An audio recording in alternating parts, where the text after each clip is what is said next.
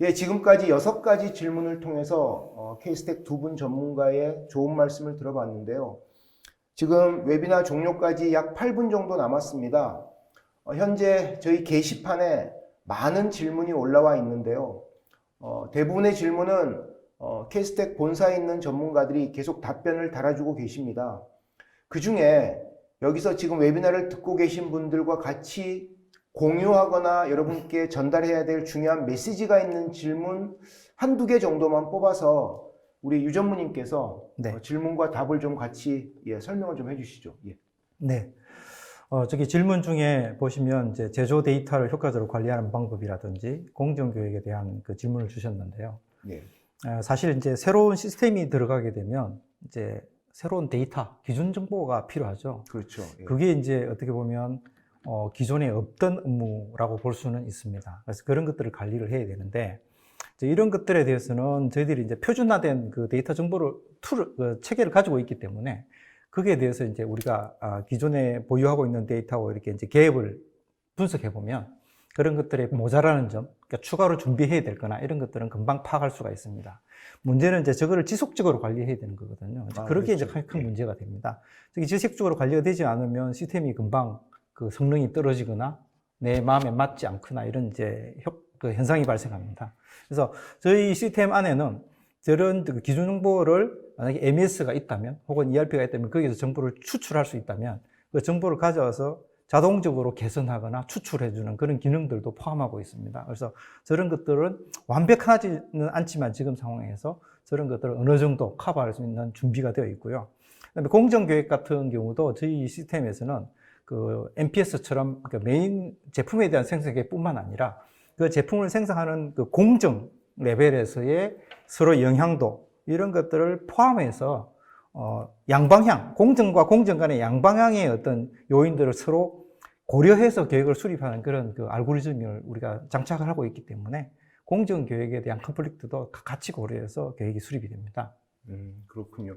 아까 첫 번째 질문 같은 경우는 아까 우리 이 팀장님 말씀하셨던 우리 3단계 구축 방법론의 앞에 진단 예비 과정의 두 번째 기존 시스템과 기존 정보에 대한 검토에 대한 말씀을 지금 해주신 거 맞죠? 네. 예.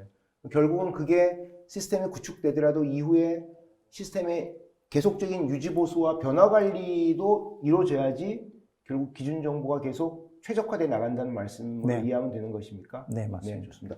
지금 시간이 한 5분 남짓 남았는데요, 전무님. 뭐 또 다른 질문 중에 혹시 같이 네. 공유할 만한 질문이 있으면 답을 좀 해주시죠. 네, 저기 다른 질문 중에 보면 정상적인 경영 상태에서의 계획, 뭐 그 외에 뭐 이렇게 아마 가령 장애가 발생했을 때나 이런 그 급격한 환경이 변경이 있었을 때 계획, 뭐 대응 전략 이런 것들을 질문을 주셨는데 아까 말씀드린 저희 시스템이 크게 두 가지 축으로 되어 있습니다. 하나는 현장하고 타이트하게 연결해서 계획을 운영하는 그런 기능이 있고요. 또 하나는 대안을 수립하는 기능이 있습니다. 그래서 저런 상황에 되게 되면 우리가 새로운 시나리오, 아까 말씀드린 시나리오라는 것을 만들어서 다양한 전략적인 설정을 해서 대안을 수립할 수가 있습니다. 가령 예를 들면, 뭐 어떤 설비가 몽땅 문제가 생겼다. 그러면 거기에 대해서 얼마나 부족한지, 혹은 또 그 부분을 우리가 가능한 외주 업체에다가 부여하면 그것이 충분히 달성 가능한지, 얼마나 부족한지 이런 것들을 시뮬레이션 할 수가 있습니다. 그래서 그러한 대안들을 보고 결국은 경영진에서 의사결정을 할 수가 있겠죠. 그렇군요. 저도 질문 하나 좀 드려도 될까요? 네. 오늘 두 분의 발표를 듣다 보니까 이게 시스템 구축 과정은 물론 구축된 이후에도 K스택 전문가들의 지속적인 지원이 정말 중요할 것 같은데 네. 알다시피 작년 연초부터 지금까지 1년 6개월 가까이 코로나 팬데믹 때문에 아마 K스택 인력들도 어디 출장 가거나 대면 미팅 잘 못하셨을 것 같은데 지방에 있는 고객들, 대부분 공장들이 지방에 있으니까 그런 고객들에 대한 효과적인 지원 같은 게 혹시 좀 소홀하지 않았을까 걱정이 좀 되거든요. 네. 그런 부분 어떻게 대응하셨는지 좀 궁금합니다. 네. 그런 측면은 사실 과거에도 저희들이 상당히 문제가 있던 요인들이죠. 근데 이제 이번에 이제 코로나 사태로 사실 비대면 회의라든지 이런 것들이 상당히 이제 거부감이 줄어들었습니다.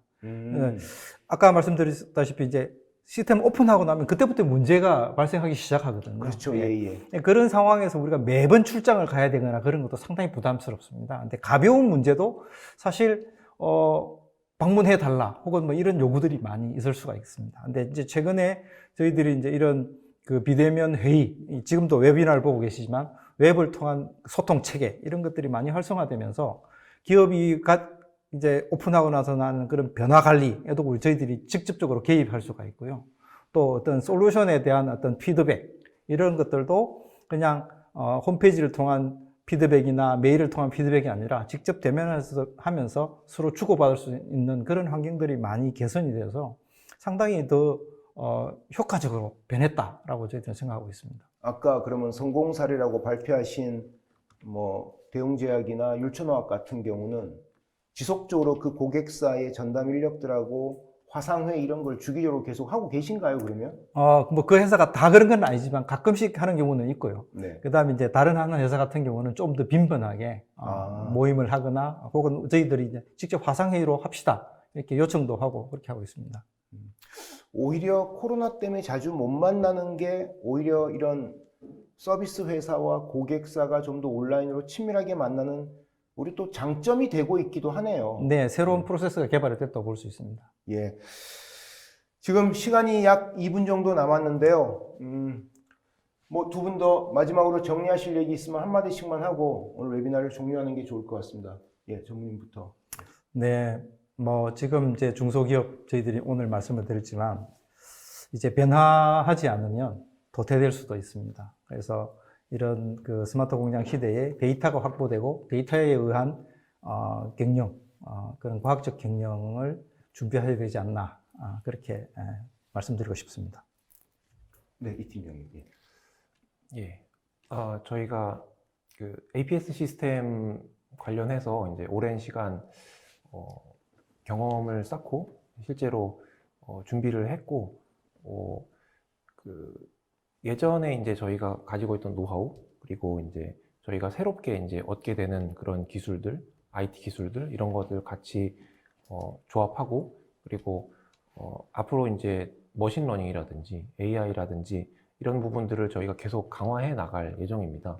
그리고 이런 부분에 있어서 저희 제품에 계속 관심 좀 가져주시면 감사하겠습니다. 네. 4차 산업혁명 시대의 제조업의 디지털 전환은 최근 몇 년간 전 세계 모든 국가에서 가장 큰 화두이기도 합니다. 근데 동시에 또 경제 성장률의 정체 분위기 그리고 제조업의 위기론이 확산되면서 전 세계 모든 제조업은 타겟책에 대한 고민을 가지고 있습니다. 그 와중에 가장 중요한 도전 과제 중에 하나가 저는 이 생산 최적화에 대한 문제가 아닐까라는 생각이 들고요. 오늘 짧은 시간 뭐 많지 않은 정보라고 느끼실 수도 있겠습니다만 여러분들에게 생산 최적화에 대한 중요한 메시지가 잘 전달됐기를 바라면서 오늘 1시간짜리 웨비나를 여기서 마치도록 하겠습니다. 바쁘신데 참석해 주셔서 정말 감사합니다. 모두 건강하십시오. 감사합니다. 감사합니다.